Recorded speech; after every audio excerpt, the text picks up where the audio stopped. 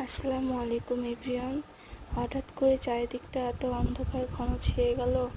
তারপর আমরা সবাই বেলকনিতে আসলাম, দেখলাম অনেক বাতাস হচ্ছে, মনটা একদম ভালো হয়ে গেল। আর দেখতে পাচ্ছেন ইলহাম বাবু দাঁড়িয়ে আছে, কত মজা করছে। আমরাও কিন্তু ছোটোবেলায় এভাবেই মজা করতাম, বাতাস উঠলেই দৌড়াদৌড়ি করতাম। আর মাশাল্লাহ ওয়েদারটা যে এত ঠান্ডা হয়ে গেল এত গরমের মধ্যে, একটা আল্লাহর বাতাস আসলে বলা যায়।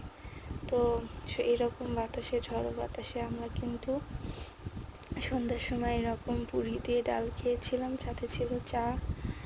আর আপনারা কেমন আছেন সেটা অবশ্যই সেই সাথে আমার চ্যানেলটি সাপোর্ট করবেন আপনারা সবাই। আর রাতের বেলা খেয়েছিলাম ডিম ভুনার সাথে লাউ ডাল, সাথে হচ্ছে বুটের ডাল দিয়ে কলিজা। বাঙালি মানুষ ভাত ছাড়া তো চলেই না, জানেন। সবাই ভালো থাকবেন, আল্লাহ হাফেজ।